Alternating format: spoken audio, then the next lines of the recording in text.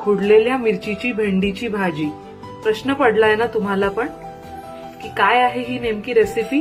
चला तर मग बघूया आपण की काय या भाजीला लागणारं साहित्य आहे आणि याची कृती कशी आहे.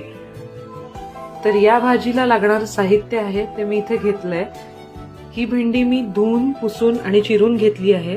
भेंडीचे काप जे आहेत ते आपल्याला या आकाराचे करायचे आहेत. फार बारीक पण नको आणि फार जाड पण नको. या प्रॉपर आकाराचे भेंडीचे काप आपले व्हायला हवे. त्यानंतर इथे मी घेतली आहे हळद, मोहरी, जिरं आणि हिंग. हिंग या भाजीमध्ये फार महत्वाचा रोल प्ले करतो. मुख्य घटक जो आहे तो हिंग आणि हळद. त्यानंतर कढीपत्ता जो आहे तो फ्रेश कढीपत्ता यूज होतो, पण माझ्याकडे मी असा जर नसेल कधी तर मी असा धुवून वाळवून फ्रीजमध्ये ठेवते. तर तो मी कढीपत्ता घेतलाय आणि इथे ही मिरची घेतलीय. ही मिरची मी याकरता चिरून कापून ठेवलेली नाहीये कारण मला तुम्हाला ती दाखवायची आहे. म्हणजे आजी जी आहे ती नेहमी म्हणायची की भेंडीची भाजी जर करायची आहे तर भेंडी ही खुडून टाकायची. खुडून म्हणजे कशी ती मी तुम्हाला दाखवते पुढे. चला तर मग बघूया आपण. इथे मी तेल घेतलंय. तेल फार नको या भाजी करता. तर इथे मी घेतलंय हे जिरं. जिरं हे प्रॉपर तडतडायला हवं. त्यानंतर थोडी मोहरी. मोहरीचा हा असा तडतडणारा आवाज सुद्धा यायला हवा. त्यानंतर मला जसं बोलली होती की मिरची मी तुम्हाला पुढे दाखवेल. खुडून मीन्स जस्ट आपल्याला ही अशी तोडून घ्यायची आहे.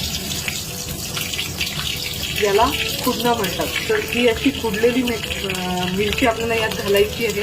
त्यानंतर कढीपत्ता आणि हिंग. इथे आपल्याला एक स्टेप करायची आहे की इथे आपल्याला अशी भेंडी ही थोडी घालायची आहे. ही याकरता की आपला जो हिंग घातलेला आहे तो जळू नये. त्याकरता आपल्याला थोडी भेंडी इथे घालायची आहे. तुम्ही इथे बघताय ही मिरची जी आहे याची जी चव लागते, आहा उत्तम. फार सोपी आणि साधी भाजी आहे ही, पण चवेला मात्र तुम्ही नक्की करून बघा. आणि इथे या स्टेजला मी इथे टाकते हळद.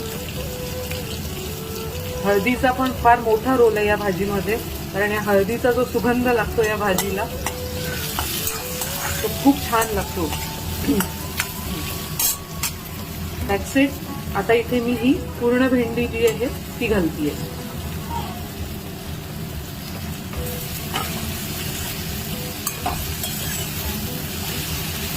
आता जो भाजीचा सुगंध येतोय फोडणीचा तो मी तुम्हाला एक्सप्लेन नाही करू शकत, पण नक्की तुम्ही जर ही करून बघितली तर तुम्ही तो अनुभव घेऊ शकता.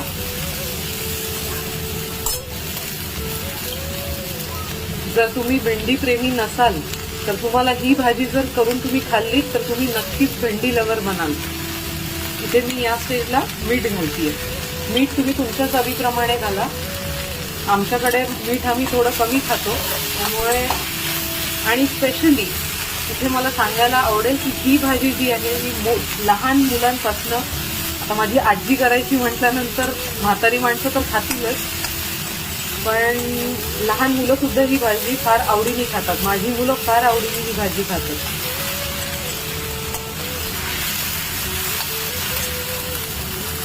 तो बस असंच आपल्याला न झाकता, झाकायची नाही आपल्याला भेंडीला, कारण भेंडी जर झाकली तर मग आमची आजी म्हणायची की त्या भेंडीचा जो रंग आहे तो म्हणजे एक डार्क कलरकडे जाईल तो. त्यामुळे आपल्याला अशीच ही भेंडी परतायची आहे. तर आता तुम्ही इथे बघताय ही भेंडीची भाजी खाण्यासाठी तयार आहे. एक साधारण 5 ते 7 मिनिटं मी या भाजीला परतलंय. आणि मी जसं बोलली होती तुम्हाला, फोडणी घातल्यानंतरची भेंडी आणि ही आत्ताची भेंडी याचा कलर फारसा फरक नाहीये. तर ही आपल्याला हिरवीशी अशी भेंडीची भाजी आपली बनवून तयार आहे. तुम्ही ही गरम गरम फुलक्यांसोबत सर्व करू शकता. तर नक्की बनवून बघा आणि मला कमेंट्समध्ये कळवा की कशी झाली भेंडीची भाजी तुमची सुद्धा. थँक्यू.